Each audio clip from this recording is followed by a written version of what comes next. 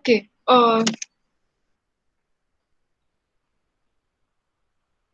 सबको मेरा स्क्रीन दिखाई दे रहा है? Yes ma'am. ओके। तो पैसेज है यहाँ, पढ़ लेते हैं। आज हम लोग फर्स्ट हाफ एन आवर में पैसेज करेंगे। उसके बाद हम लोग डाउट्स सॉल्व करेंगे। और फिर नेक्स्ट क्लास के लिए आप लोगों को होमवर्क दी जाएगी, ठीक है? तो पैसेज पढ़ लीजिए।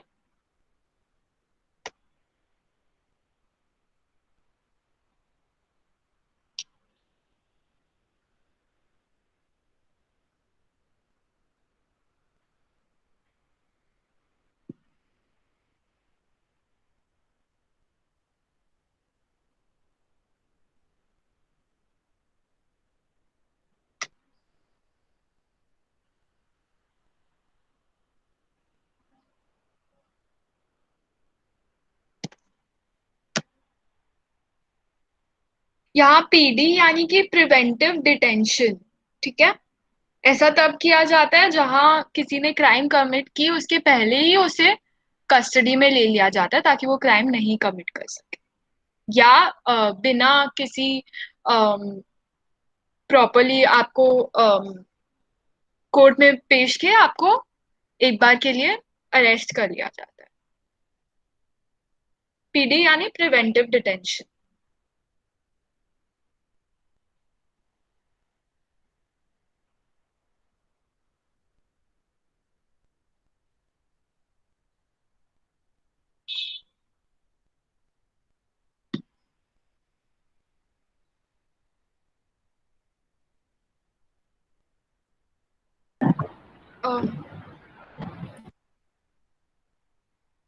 एक सेकंड, कर रही हूँ।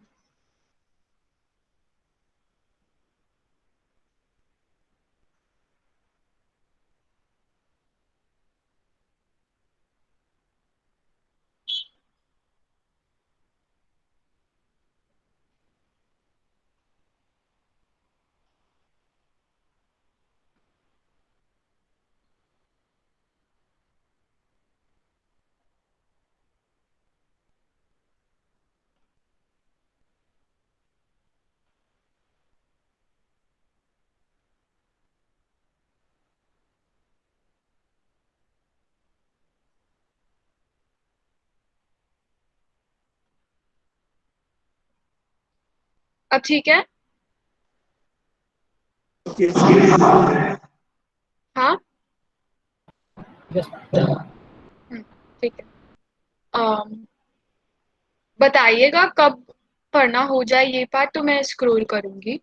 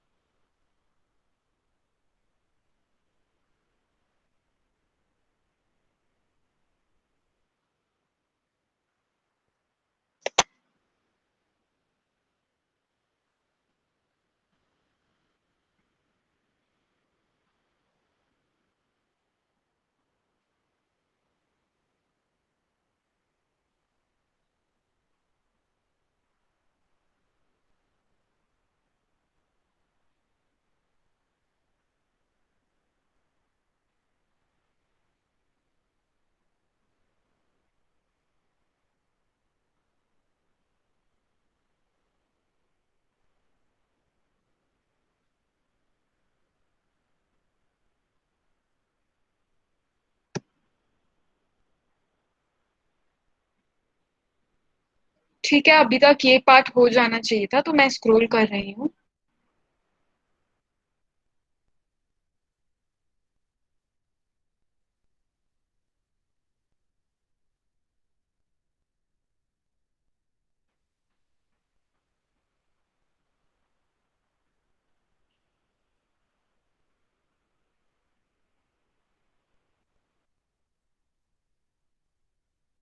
ठीक है, ये पैराग्राफ का एंड है। जब सबका हो जाए तो बताइएगा। आपके पास 2 और मिनट है। ट्राई कीजिए 2 मिनट में पढ़ लेने का। कोई वर्ड ना समझ आए तो पूछ लीजिए उसका मतलब।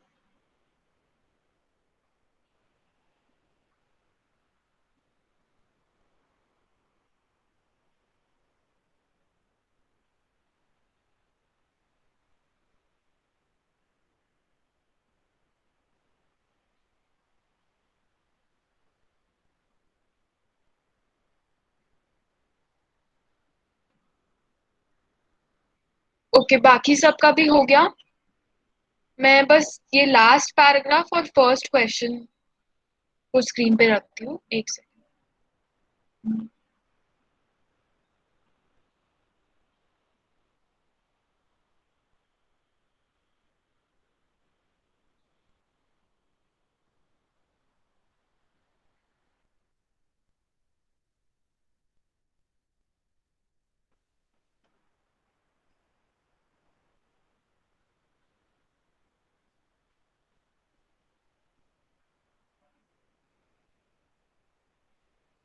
एक सेकंड रुकिए, कोई प्रॉब्लम हो रही है।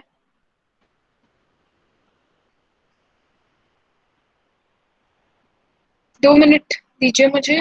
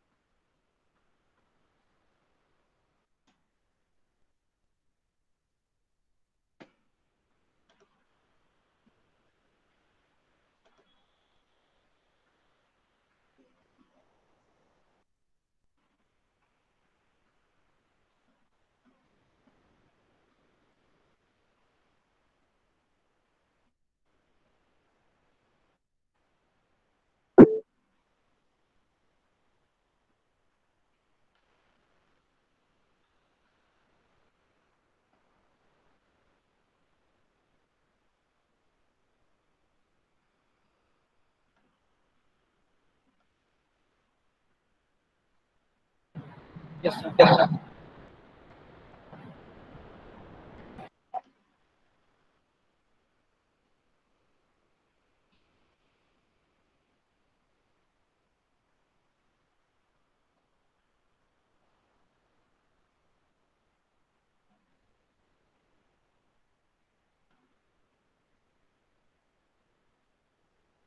आप सबको विजिबल है? No, ma'am. अम, एक सेकंड।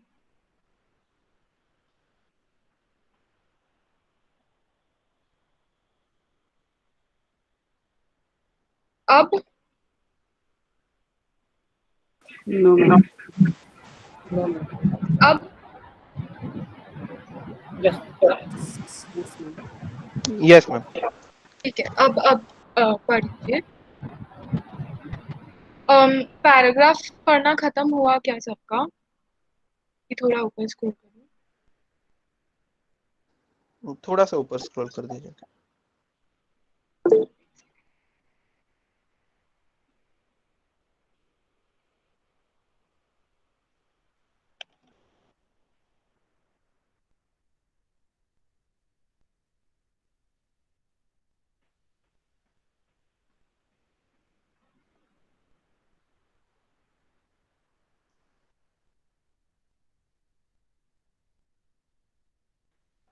एक सेकंड, कुछ कनेक्टिविटी इशू।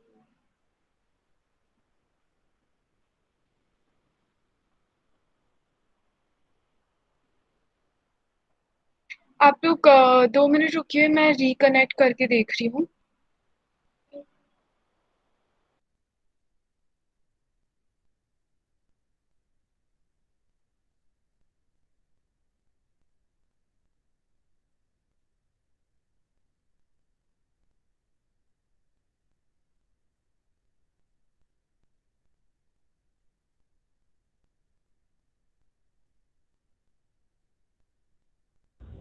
आपको मेरी आवाज सुनाई दे रही है क्या?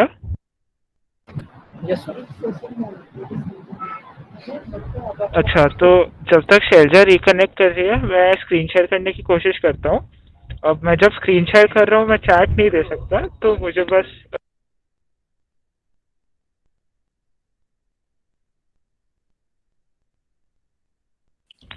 तो मैं जब स्क्रीन शेयर कर रहा हूँ तो बस माइक ऑन करके बता दीजिएगा कि आपको पढ़ पा रहे हो या नहीं। Yes, sir.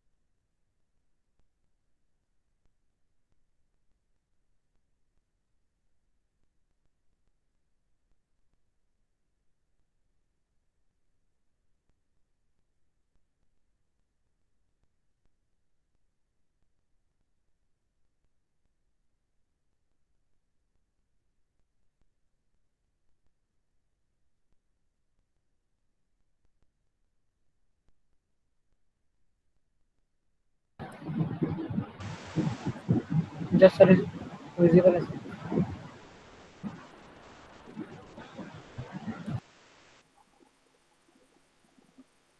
अच्छा, तो मुझे बार बार स्विच करना पड़ेगा, तो मैं अपना माइक चालू रख रहा हूँ। कुछ डिस्टरबेंस है तो उसके लिए सॉरी। आप लोग क्वेश्चन 1 पे थे ना? Yes, sir. ठीक है, तो क्वेश्चन 1 पढ़ लिया था क्या आपने? No sir. ठीक है, तो मैं क्वेश्चन 1 आई होप पढ़ पा रहे हो। क्वेश्चन 1 पे रखा है, क्वेश्चन सर 1 पढ़ लेंगे थोड़ा जूम कर सकते हो? हाँ, थोड़ा जूम कर सकता हूँ। तो वो आपके लिए जूम हो रहा है क्या जब मैं जूम कर रहा हूँ? Yes, sir. ठीक है, सॉरी। अब देखिए, क्वेश्चन 1 पढ़िए 5 मिनट। थोड़ा सा आई थिंक साइज के लिए जो शेयर ज्यादा तो रिकनेक्ट करने की कोशिश कर रही है। पढ़ना हो जाए तो माइक खोल के बोल दीजिएगा।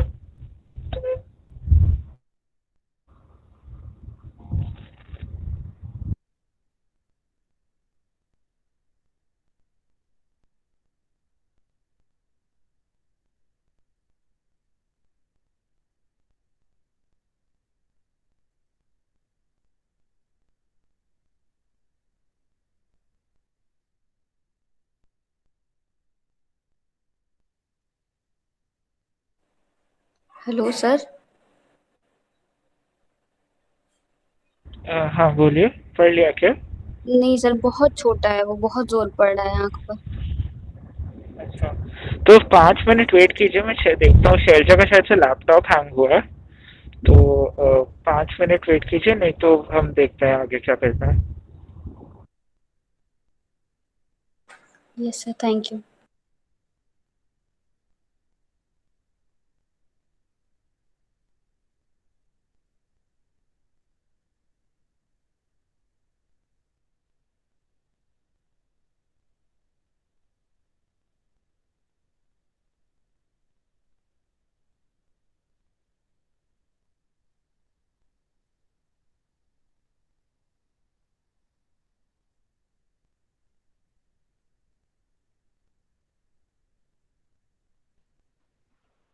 अब दिखाई दे रही है क्या?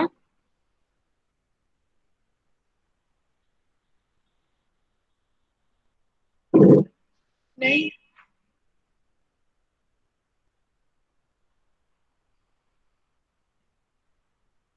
दिखाई दे रही थी मैं। अच्छा, एक सेकंड। अब ठीक है?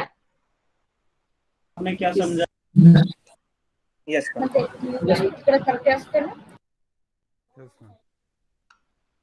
साइज वाइज सब ठीक है ना? यस मैम, सब ठीक। ठीक है, अब पढ़ लीजिए ना। सॉरी, थोड़ा नेटवर्क इश्यूज हो रहा था।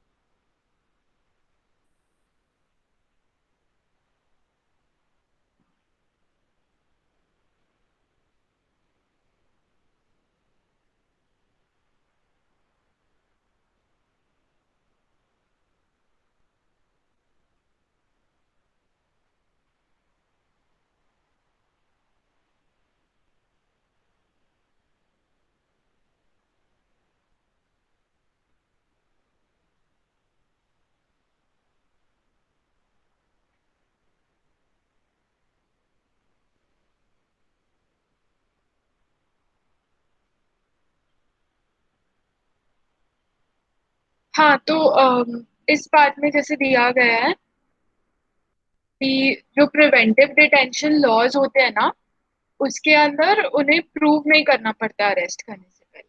ठीक है, तो without proof police can arrest. इसीलिए इन लॉज को क्रिटिसाइज भी थोड़ा किया गया है। वो कह रहे हैं कि ये लॉज में थोड़े प्रॉब्लम्स है। ठीक है, ये देखिए यहाँ लिखा गया है।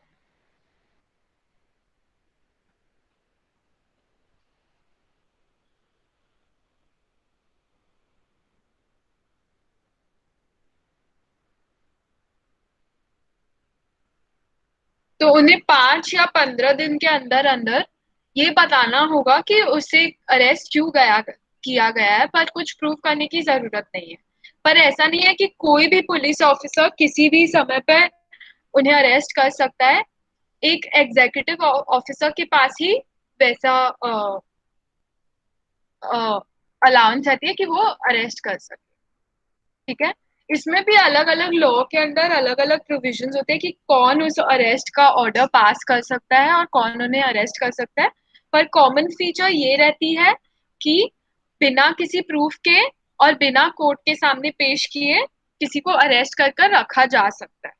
ठीक है, तो ऐसे कुछ लॉज है जैसे कि एनएसए यानी national security act, UAPA unlawful activities prevention act, Misa. ऐसे कुछ लॉज है जो अलाउ करती है पुलिस को नेशनल सिक्योरिटी के लिए किसी को अरेस्ट कर और उसे बिना कोर्ट के सामने पेश किए अरेस्ट कर रखना। अब हम फर्स्ट क्वेश्चन पर आ जाए।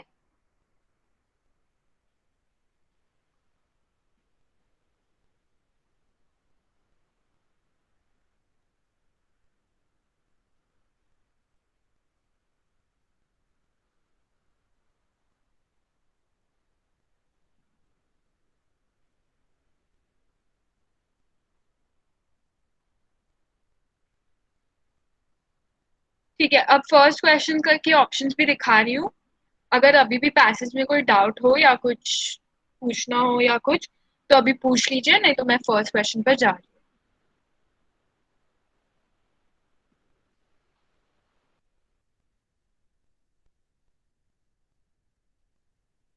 ठीक है, आप क्वेश्चन पढ़ लीजिए, फिर मैं सारे ऑप्शन दिखा दूंगी।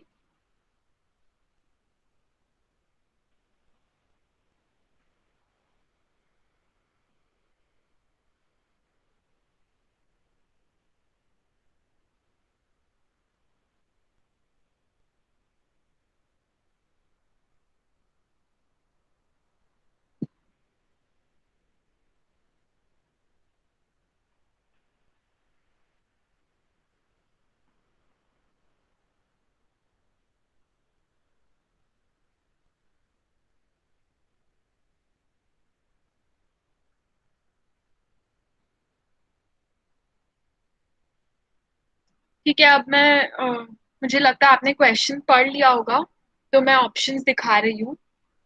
ठीक है,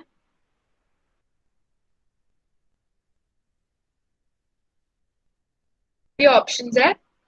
अब आप आंसर्स चैट मतलब ऑप्शंस पढ़कर आंसर्स चैट बॉक्स पे लिख दीजिए।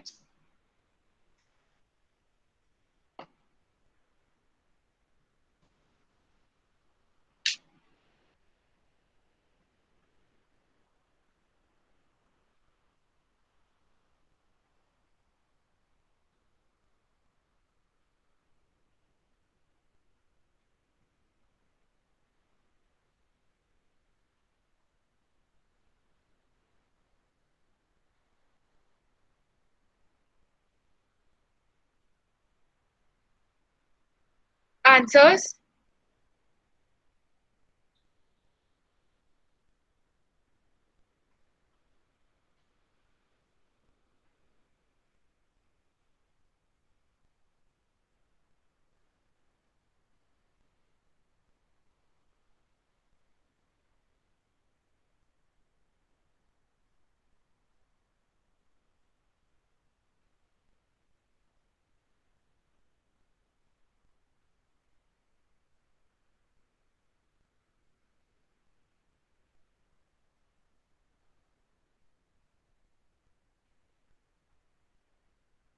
ओके, और कोई?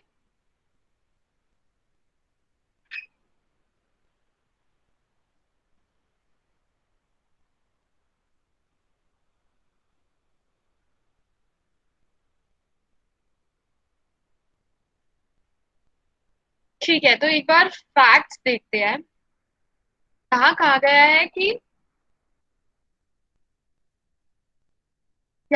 गया है कि ब्रुसेल में मास प्रोटेस्ट चल रही है। ठीक है, प्रोटेस्ट का फायदा उठाकर एक चोर कुछ चोरी करने लगता है, परंतु पुलिस उसे पकड़ लेते हैं।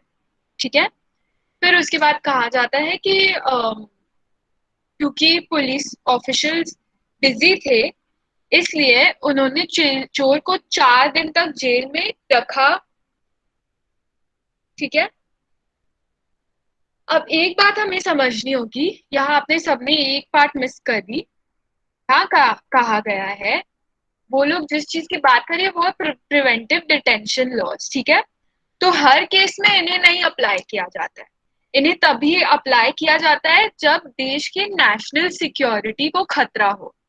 ठीक है, और नेशनल सिक्योरिटी यानी वो चोरी से बड़ा कुछ होना चाहिए, कुछ ऐसा जो देश के कई लोगों को खतरे पर डालता है और जो जो देश के खिलाफ जाता है, ना कि किसी एक जन के या किसी एक सोसाइटी के खिलाफ। ठीक है, फिर हमें देखना होगा कि तो इस सिचुएशन में पहला क्वेश्चन है कि जो पुलिस ने जो किया वो प्रिवेंटिव डिटेंशन लॉज के अंतर्गत आएंगे भी आएगा भी कि नहीं।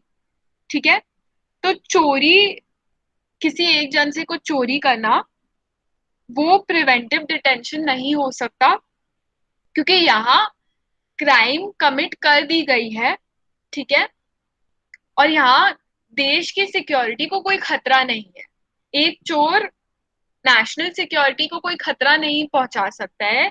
ऐसा नहीं कर सकता कि अचानक से एक चोर के चोरी करने से देश में वॉर जैसा सिचुएशन हो जाएगा।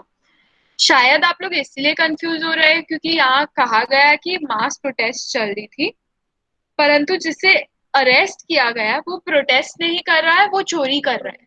ठीक है, तो उसे प्रोटेस्टर्स के अंतर्गत नहीं माना जा सकता। अब देखते हैं कि प्रिवेंटिव डिटेंशन नहीं होने से क्या रिक्वायरमेंट रहती है। ठीक है, तो वो कब होगा? The police need a credible basis to arrest. ठीक है, तो क्रेडिबल बेसिस मतलब कोई सही कारण होना चाहिए किसी को अरेस्ट करने के लिए। ऐसा है क्योंकि उसने चोरी की। फिर कहा जा रहा है pre trial detention isn't extended beyond 24 hours without some investigative purpose। अब ये पॉइंट इंपॉर्टेंट है। प्री ट्रायल डिटेंशन यानी कि कोर्ट में जो भी चार्जेस उस चोर पर लगाई गई है उन्हें प्रूव करने से पहले उसे जेल में नहीं रखा जा सकता 24 आवर्स यानी 24 घंटों से ज्यादा। ठीक है, और अगर वो रखना चाहे उसे 24 घंटे से ज्यादा तो उसका कोई इन्वेस्टिगेटिव पर्पस होना होगा। ठीक है, तो यहाँ इन्वेस्टिगेटिव पर्पस का ये मतलब होता है कि कुछ सिचुएशंस में पुलिस ये कहती है कि हम किसी अपराधी को जेल में इसलिए रख रहे हैं क्योंकि यदि हम उसे जाने दें तो ऐसा हो सकता है कि वो एविडेंस के साथ खिलवाड़ करे या वो इसी प्रकार का कुछ करे जिससे उस केस के इन्वेस्टिगेशन को नुकसान हो सकता है। ठीक है, अब देखते हैं यहाँ क्या रीजन दिया हुआ है कि चोर को क्यों 24 आवर्स से बेसी रखा गया है डिटेंशन में। क्या रीजन दिया गया है इस सिचुएशन में कि most of the police officials were busy in controlling the protest. तो इसमें ऐसा कुछ नहीं है कि अगर उसे छोड़ दिया जाए या उसे बेल पर बरी कर दिया जाए तो वो एविडेंस के साथ टैम्पर कर सकता है या पुलिस की जांच पड़ताल को किसी तरह के का नुकसान पहुंचा सकता है। ठीक है, और ये प्री ट्रायल डिटेंशन क्यों है? क्योंकि अभी तक उसे कोर्ट के सामने पेश नहीं किया गया है और कोर्ट ने ये नहीं कहा है कि हाँ उसने चोरी की। ठीक है, पुलिस जानती है उसने चोरी की, पुलिस को पहले कोर्ट में उसी बात को प्रूव करना पड़ेगा। ठीक है, तो अब ये भी कहा गया है कि जो जिन्हें अरेस्ट किया गया उनके लिए क्या सेफगार्ड्स रहती है, ठीक है। तो उन सेफगार्ड्स में रहती है राइट टू बी इन्फॉर्म्ड, ठीक है, of the grounds of arrest as soon as possible. यानी जिस भी चीज के लिए तुम्हें अरेस्ट किया गया तुम्हें बताना पड़ेगा कि क्यों अरेस्ट किया जा रहा है। दूसरा कि उसे जज के सामने पेश किया जाना पड़ेगा, ठीक है, विद इन 24 आवर्स। अब इससे आपको समझ आता है कि वैसे सुनने में थोड़ा अजीब लगेगा कि अगर उसने चोरी की है तो उसे क्यों छोड़ा जाए, पर चाहे उसे छोड़े या ना छोड़े उसे 24 आवर्स में यानी 24 घंटों में जज के सामने, कोर्ट के सामने पेश करना जरूरी है।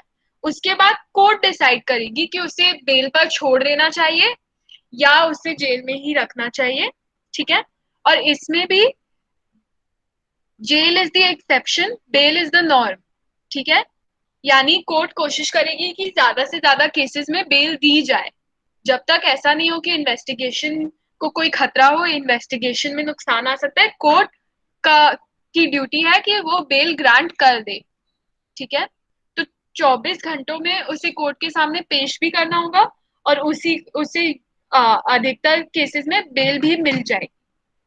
और ये सब जो सिचुएशन है, ये सब नॉर्मल सिचुएशन में ऐसा ही होता है, ठीक है, कि किसी को भी अरेस्ट करने से उससे पहले ये बताना पड़ता है कि वो कि उसे क्यों अरेस्ट किया जा रहा है और 24 घंटों के अंदर उसे जज के सामने पेश करना पड़ता है, ठीक है। और ये तीसरा कंडीशन कि उसकी चॉइस के लॉयर्स को वो अपने डिफेंस के लिए बुला सकता है, ठीक है। तो उसका चॉइस होगा कि वो किस लॉयर को अपने केस में रखना चाहता है। और ये सब जो राइट्स है, ये सब जो प्रोविजंस है, इन्हें तभी हटाया जा सकता है जब किसी को इन लॉज के अंतर्गत अरेस्ट किया जाए, यानी जिन्हें प्रिवेंटिव डिटेंशन लॉज के अंतर्गत अरेस्ट किया जाए। तो इस सिचुएशन में हमने पहले प्रूव किया कि ये प्रिवेंटिव डिटेंशन नहीं है, वो बात सबको समझ आई, क्योंकि सिर्फ चोरी का आरोप लगा है, उसने नेशनल सिक्योरिटी को थ्रेटन नहीं किया और ना ही क्वेश्चन में कहीं कहा गया है कि वो नेशनल सिक्योरिटी के खिलाफ कुछ काम कर रहा है या पुलिस ने उसे उन लॉज के अंतर्गत अरेस्ट किया, ठीक है। फिर दूसरी बात कि उसे 24 आवर्स के अंदर अंदर कोर्ट के सामने नहीं पेश की गई, ठीक है। उसके लिए भी कोई इन्वेस्टिगेटिव कारण नहीं था, उसे सिर्फ इसलिए नहीं पेश किया गया क्योंकि पुलिस बिजी थी, ठीक है। तो ये भी गलत है, पुलिस ऐसा नहीं कर सकती। तो अब देखते हैं कि कौन सा ऑप्शन करेक्ट होगा। तो ये कह रही है कि उसने क्राइम कमिट की है और उसे लाल हाथ पकड़ लिया गया है, ठीक है। अब आप जानते हो कि यहाँ ये रेलेवेंट नहीं है कि उसने क्राइम की कि नहीं की, ये रेलेवेंट है कि अरेस्ट होने के बाद उसे 24 घंटों से ज्यादा कस्टडी में रखा गया कि नहीं रखा गया, और अगर रखा गया तो उसका कोई कारण था कि नहीं। अगर कोई कारण था तो वो इन्वेस्टिगेटिव पर्पस था कि नहीं, और क्योंकि वो इन्वेस्टिगेटिव पर्पस नहीं था और उसे 4 दिनों तक कस्टडी में रखा गया है बिना कोर्ट के सामने पेश किए, तो इसीलिए उसे, तो ऑप्शन ए करेक्ट नहीं है। उसी तरह ऑप्शन बी, ऑप्शन बी में आप कंफ्यूज हो सकते हो क्योंकि आपको लगेगा कि ऑफिशियल्स को कोई रीजन देने की जरूरत नहीं है। आप ये सोचेंगे कि शायद ऐसा हो कि ये अगर प्रिवेंटिव डिटेंशन के अंतर्गत आता तो उन्हें रीजन नहीं देना पड़ता, पर हमने देखा है कि ये प्रिवेंटिव डिटेंशन के अंतर्गत नहीं आ रहा है, ठीक है। अगर किसी को कोई ऑब्जेक्शन हो तो बताइए, ठीक है, कोई कंफ्यूजन होने से बोलिए। तो क्योंकि ये प्रिवेंटिव डिटेंशन के अंतर्गत नहीं आ रहा है तो 5 दिन नहीं बल्कि 24 आवर्स के अंदर ही उन्हें रीजन देना होगा और उन्हें कोर्ट के सामने पेश करना होगा, तो ये भी गलत है।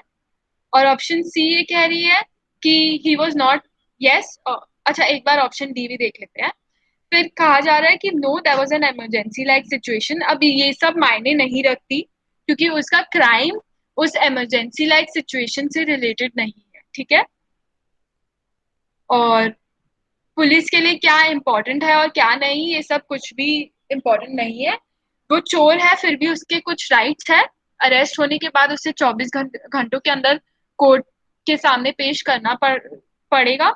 और क्योंकि ऐसा नहीं किया जा रहा है तो पुलिस की एक्शन गलत है। ठीक है, इसीलिए ऑप्शन सी करेक्ट आंसर है। ऑप्शन सी तो बहुत क्लियर है, क्योंकि उसे 24 घंटे में नहीं प्रेजेंट किया गया, इसीलिए पुलिस ने जो किया वो गलत है। ठीक है, पुलिस ने इस तरह से उसके राइट्स को वायलेट किया है। तो अब हम आगे बढ़ रहे हैं सेकंड क्वेश्चन के पास। किसी को कोई डाउट्स हो कि ये लॉज किस तरह से फंक्शन करते हैं तो पूछ लीजिएगा या चैट बॉक्स में लिख दीजिएगा।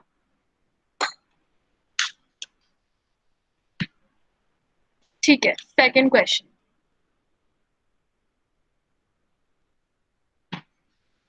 हमारे पास टाइम थोड़ा कम है, तो ट्राई कीजिए कि जल्दी से जल्दी आप आंसर कर सकते हो ताकि ये पेपर हम खत्म कर सकें। ठीक है,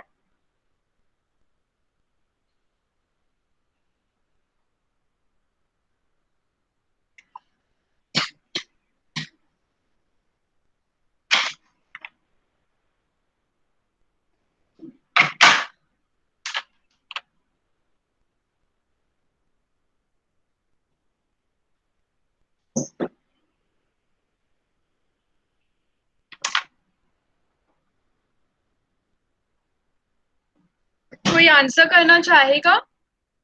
चैट बॉक्स में आंसर्स लिख दीजिए प्लीज।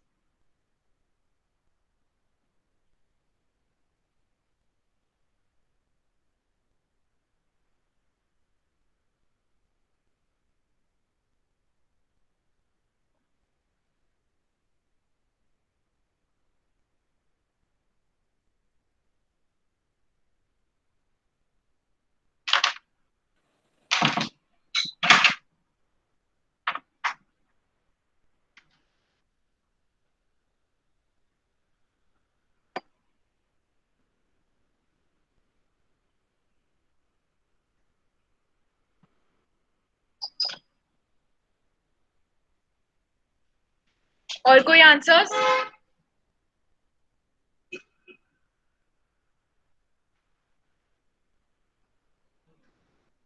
ठीक है, तो ये क्वेश्चन काफी सीधा है। ठीक है, तो हमने पहले उसके राइट्स डिस्कस किए थे कि किसी को अरेस्ट करने पर उसके क्या राइट्स होते हैं। ठीक है, अब ये कहा जा रहा है कि वो ड्रग ट्रैफिकिंग में इन्वॉल्व है। अब कुछ सिचुएशंस में ड्रग ट्रैफिकिंग को भी प्रिवेंटिव डिटेंशन लॉज के अंडर लिया जाता है, पर यहाँ कुछ कहा नहीं जा रहा है। तो फिर से हम यही अज्यूम करेंगे कि ये प्रिवेंटिव डिटेंशन नहीं बल्कि नॉर्मल लॉज के अंतर्गत इसे अरेस्ट किया जा रहा है। ठीक है, फिर कहा जा रहा है कि वो चाहता है कि उसका लॉयर उसका दोस्त रमेश हो, और फिर वो लोग उसे लॉयर प्रोवाइड कर रहे हैं। ठीक है, और वो लॉयर उसके दोस्त से ज्यादा एक्सपीरियंस्ड है, फिर भी वो ये कह रहा है कि उसे अपनी ही एडवोकेट, उसे चाहिए कि वो जो जो लॉयर वो चाहता है वो ही उसे कोर्ट में रिप्रेजेंट करे। ठीक है, तो अब हम वापस जाते हैं उसके राइट्स के पास। तो उसके राइट्स क्या थे? पहला, कि उसे बताया जाए कि उसे क्यों अरेस्ट किया जा रहा है। दूसरा, कि 24 घंटों में उसे पुलिस के सामने पेश किया जाए, कोर्ट के सामने पेश किया जाए। ठीक है, और तीसरा, to be defended by a lawyer of one's choice. ठीक है, तो अब क्लियर हो जाता है आंसर क्या है। ठीक है, क्वेश्चन में कहीं कहा नहीं गया कि उसे किसी लॉयर को कॉल करने का चांस दिया गया या ना दिया गया, तो ऑप्शन ए गलत है। अब ऑप्शन सी में कहा जा रहा है कि उसे जो लॉयर वो चाहता है, जो उसकी चॉइस है, उससे भी बेहतर लॉयर उसे दिया जा रहा है। तो आप सोच सकते हो कि उसके लिए शायद ये बेनिफिशियल हो कि उसे बेहतर लॉयर मिले। पर लॉ ये नहीं कहती कि उसके लिए फायदेमंद क्या है। लॉ ये कहती है कि उसकी राइट क्या है, और उसकी राइट ये है कि जिसे वो चाहे वो ही उसे रिप्रेजेंट करे। ठीक है, जो लॉ उसके मन का लॉयर हो वो ही उसे रिप्रेजेंट करे। तो कोई फर्क नहीं पड़ता कि वो लॉयर बेहतर है कि और खराब है। ठीक है, तो ऑप्शन सी भी गलत होगा। और ऑप्शन डी में कहा जा रहा है कि under the PD law the right to be represented by a lawyer of his choice can be abridged. अब क्योंकि क्वेश्चन इसका मतलब है कि प्रिवेंटिव डिटेंशन लॉज के अंतर्गत इन राइट्स को हटाया जा सकता है। ठीक है, पर हमने देखा कि क्वेश्चन में कहीं नहीं दिया गया है कि उसे पीडी लॉ के अंतर्गत अरेस्ट किया गया है। और अगर क्वेश्चन में ऐसा नहीं दिया गया तो हम अज्यूम करेंगे कि उसे नॉर्मल लॉ के अंतर्गत अरेस्ट किया गया है, जिसके अंडर उसके पास अपनी चॉइस के लॉयर को चुनने का राइट है। ठीक है, तो ऑप्शन बी करेक्ट है। जिसने करेक्ट आंसर दिया वेरी गुड, आपने बहुत जल्दी और अच्छे से आंसर किया। अब हम क्वेश्चन 3 के पास जा रहे हैं। पढ़िए और 2-3 मिनट में कोशिश कीजिए कि आप आंसर कर सके।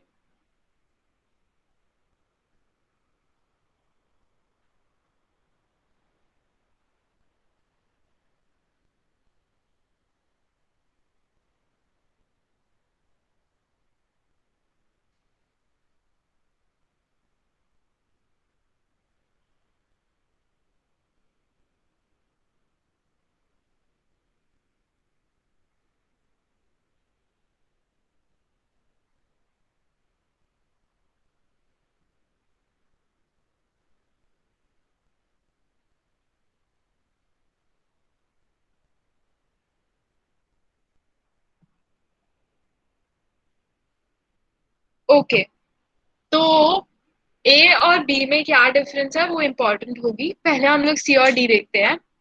तो सी में ये कहा जा रहा है कि he was not a danger to the national society. ठीक है, अब लॉजिकली आप सोच सकते हो कि किसी के सिर्फ पोयम बोलने को वैसे तो डेंजर नहीं कहा जा सकता है, पर पैसेज में ये भी लिखा गया है कि जिन्हें प्रिवेंटिव डिटेंशन लॉज के अंतर्गत अरेस्ट किया जाता है उनकी अरेस्ट के लिए और कुछ प्रूव करने का जरूरत नहीं है। बस इतना ही काफी है कि एग्जीक्यूटिव ऑफिसर को ऐसा लगे एग्जीक्यूटिव ऑफिसर को ऐसा लगे कि जो जिसे अरेस्ट किया जा रहा है वो सोसाइटी के लिए डेंजरस है। ठीक है, यही रिक्वायरमेंट है। और अलग अलग लॉज अलग अलग डेंजर्स के को कवर करती है, पर किसी भी प्रिवेंटिव डिटेंशन लॉ के अंतर्गत किसी को अरेस्ट करने के लिए ये जरूरी नहीं है कि उसने क्राइम कमिट की हो या ना की हो, उसके खिलाफ कोई एविडेंस है या ना हो। ठीक है, बस इतना ही काफी है कि कोई एग्जीक्यूटिव ऑफिसर, एग्जीक्यूटिव यानी कि जो लॉ को इम्प्लीमेंट करता है उसे एग्जीक्यूटिव कहते हैं। तो उसमें पुलिस भी आता है, कलेक्टर भी आता है, मिनिस्टर्स भी एग्जीक्यूटिव्स होते हैं। इस सिचुएशन में क्योंकि एग्जीक्यूटिव ऑफिसर कहा गया है तो वो पुलिस या उसी तरह का कोई ऑफिसर होगा जो एक्चुअल में लॉज को इम्प्लीमेंट करता है, देखता है कि कोई लॉ को तोड़ नहीं रहा है और अगर तोड़ता है तो उन्हें पनिश करता है। ठीक है, तो एग्जीक्यूटिव ऑफिसर को ये तसल्ली होनी चाहिए कि इस आदमी से सोसाइटी को खतरा हो सकता है या सोसाइटी में थोड़ा वायलेंस क्रिएट हो सकता है या कोई भी खतरा पॉसिबल है। ठीक है, और कोई रिक्वायरमेंट नहीं दी गई है। ठीक है, देख लीजिए। तो इस सिचुएशन में क्या इम्पोर्टेंट है ये कि वो जो जिसके बारे में बात की जा रही है वो एक्चुअल में सोसाइटी को कोई डेंजर पोज करता हो, सोसाइटी के लिए खतरा हो, या ये कि एग्जीक्यूटिव ऑफिसर के अनुसार वो सोसाइटी के लिए खतरा हो। ठीक है, तो इस सिचुएशन में हम देखते हैं कि अगर वो एक्चुअल खतरा पोज करता हो सोसाइटी के लिए, सिर्फ उतना से ही ये नहीं हो जाएगा कि उसे अरेस्ट किया जा सके। उसके लिए ये जरूरी है कि अ, कि उस एग्जीक्यूटिव ऑफिसर को भी ये मानना होगा कि वो सोसाइटी के लिए खतरा है। ठीक है, तो ऑप्शन सी गलत इसलिए है क्योंकि यहाँ क्वेश्चन ये नहीं है कि वो सोसाइटी के लिए खतरा है या नहीं है। ठीक है, क्वेश्चन ये है कि कोई ऑफिसर ये मानता है कि नहीं कि वो खतरा बन सकता है। ठीक है, तो ऑप्शन सी गलत है। अब ऑप्शन डी में कहा गया है कि collector is not an executive officer and hence has no right to decide. अब अगर इसका कोई प्रूफ होता कि कलेक्टर एग्जीक्यूटिव ऑफिसर नहीं होता है तो ऑप्शन डी करेक्ट होता। पर हम जानते हैं कि कलेक्टर भी एक एग्जीक्यूटिव ऑफिसर होता है। कलेक्टर का भी काम होता है ये ध्यान में रखना कि उसके डिस्ट्रिक्ट में या उसके एरिया में लॉज का पालन किया जा रहा है। इसीलिए ऑप्शन डी भी गलत है। और ए और बी में हम इस बेसिस पे नहीं डिसाइड करेंगे कि वो सोसाइटी के लिए खतरा प्रेजेंट करता है कि नहीं। हम इस बेसिस पे डिसाइड करेंगे कि कलेक्टर जो कि एक एग्जीक्यूटिव ऑफिसर है ये मानते हैं कि नहीं कि वो थ्रेट टू सोसाइटी है। ठीक है, क्योंकि हमने देखा कि उन्हें कुछ प्रूव करने की जरूरत नहीं है और यही माना जाता है कि जिसे इलेक्ट किया गया है जो या जो जिसकी ये रिस्पॉन्सिबिलिटी है कि सोसाइटी में दंगे नहीं हो या सोसाइटी में डेंजर नहीं हो, वो कुछ सोच समझकर ही डिसाइड करेगा कि अ, किसी किसी कोई सोसाइटी के लिए खतरा बन सकता है।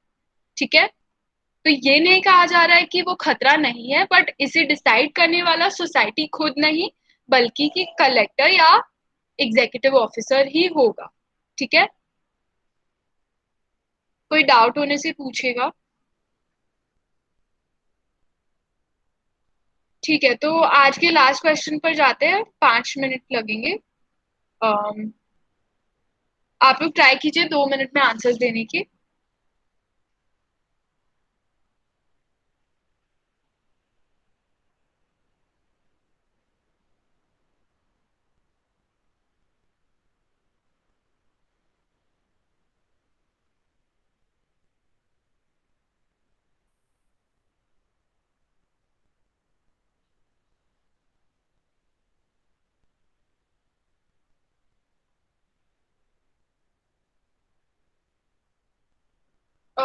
क्या क्वेश्चन है गौतम? क्वेश्चन 3 का करेक्ट आंसर बी है। ओके ठीक है, मैम। क्वेश्चन 4 पर चले।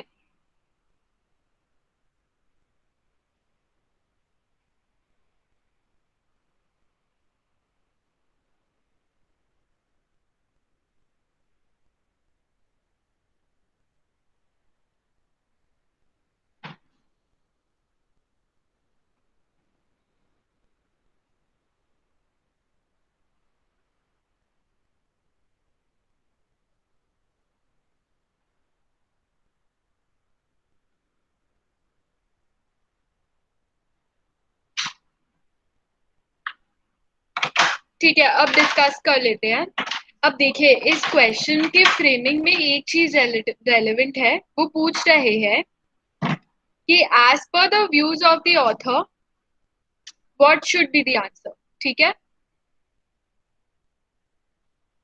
अब ऑथर के व्यूज तो एक तरफ ये भी है कि प्रिवेंटिव डिटेंशन लॉज गलत है या उनमें कोई प्रॉब्लम्स है जिसके कारण लोगों के राइट्स को कम किया जाता है। ठीक है, पर ऑथर जो रियल लाइफ सिचुएशन को डिस्क्राइब कर रहा है हमें उसके हिसाब से आंसर देना है। ठीक है, तो यहाँ कहा जा रहा है कि किसी के स्ट्रॉन्ग कनेक्शन है एक लोकल टेररिस्ट ग्रुप के साथ और ऐसा हो सकता है कि वो किसी को फंड कर रहा हो बॉम्ब अटैक कैरी कर।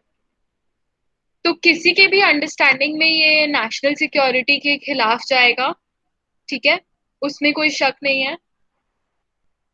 अब नेशनल सिक्योरिटी के खिलाफ जाने से उसे आराम से प्रिवेंटिव डिटेंशन लॉज के अंतर्गत लाया जा सकता है।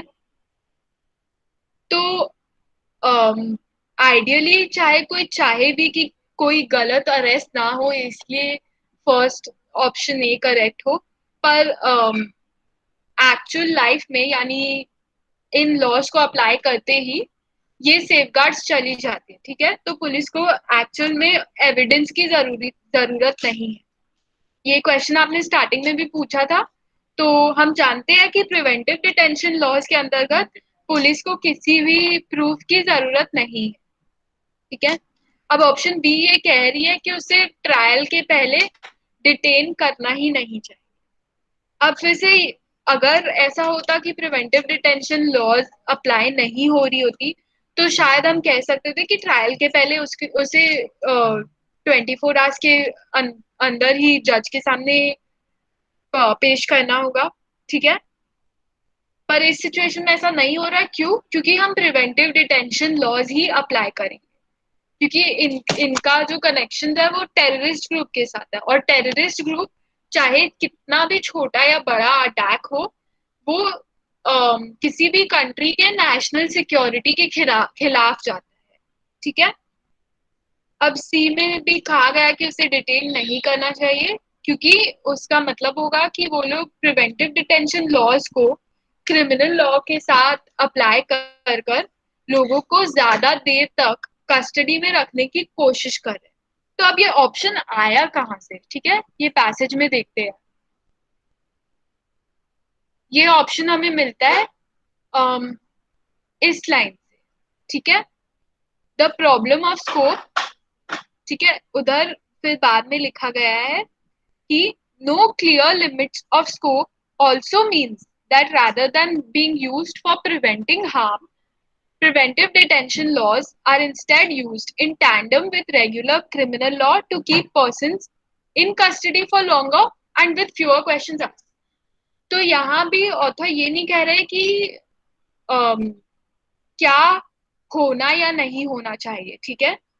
वो ये कह रहे हैं कि प्रिवेंटिव डिटेंशन लॉज में के अंतर्गत ऐसी प्रॉब्लम्स आती है, ठीक है, कि इन लॉज को क्रिमिनल लॉज के साथ, यानी कि मर्डर और बाकी जो क्राइम से रिलेटेड लॉज होते हैं उनके साथ अप्लाई कर ऐसा सिचुएशन क्रिएट किया जाता है जहां किसी को ज्यादा देर तक कस्टडी में रखने की कोशिश की जाती है, ठीक है।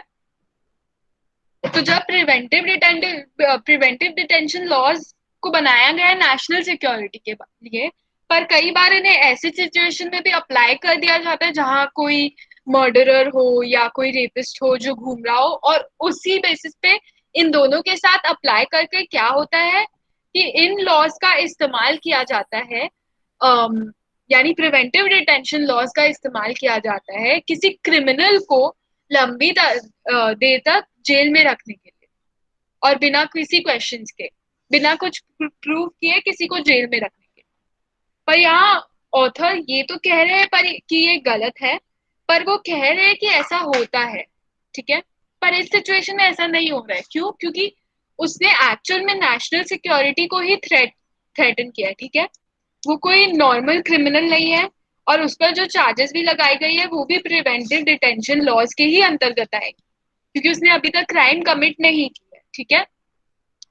तो यहाँ क्रिमिनल लॉ की कोई एप्लीकेशन नहीं है इस सिचुएशन में, इसलिए ऑप्शन सी भी गलत है, ठीक है। और इसलिए भी ये ऑप्शन गलत है क्योंकि यहाँ कहा जा रहा है कि उसे नहीं डिटेन करना चाहिए, क्योंकि इन लॉज को प्रिवेंटिव डिटेंशन लॉज को क्रिमिनल लॉ के साथ यूज करके लोगों को कस्टडी में रखा जाता है, ठीक है। तो वो कह रहे हैं कि ये गलत है, ऑथर भी कह रहे हैं कि ये गलत है, पर ऑथर ये भी अक्नॉलेज कर रहे हैं, ये भी एक्सेप्ट कर रहे हैं कि ऐसा होता है, ठीक है। और ये ऑप्शन ये कह रही है कि ऐसा नहीं होना चाहिए, ठीक है। इसीलिए ऑप्शन सी भी गलत है। और लास्ट ऑप्शन में कहा जा रहा है कि उसे बिना ट्रायल के डिटेन किया जा सकता है। क्यों? क्योंकि वो नेशनल सिक्योरिटी के लिए थ्रेट है। तो ये करेक्ट ऑप्शन, ठीक है, क्योंकि उसके टेररिस्ट ग्रुप के साथ एसोसिएशन हो सकते हैं, तो किसी भी एग्जीक्यूटिव के ऑर्डर पास करने से उसे बिना ट्रायल के जेल में रखा जा सकता है, ठीक है। और यही इशू आती है प्रिवेंटिव डिटेंशन लॉज की, कि बिना कुछ प्रूफ किए भी किसी को भी जेल में रखा जा सकता है। तो जिस सिचुएशन में वो गिल्टी हो तो शायद कोई बड़ा नुकसान होने से बच जाए, पर कई बार किसी इनोसेंट को भी जेल में रख दिया जाता है और उसके पास कोई सोल्यूशन नहीं है। ठीक है, तो कोई डाउट्स आज की क्लास से?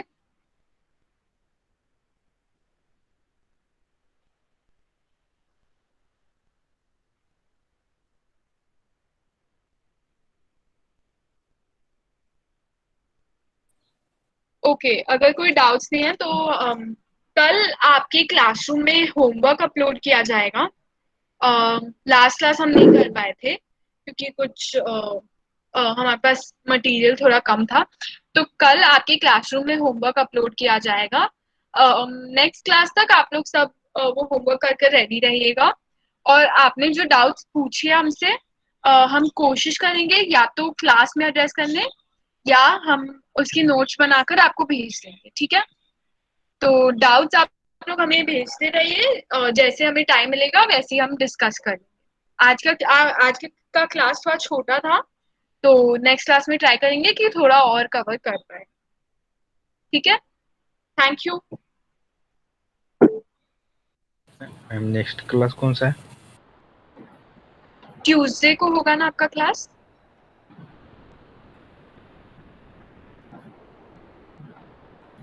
अभी अभी कौन सा क्लास है?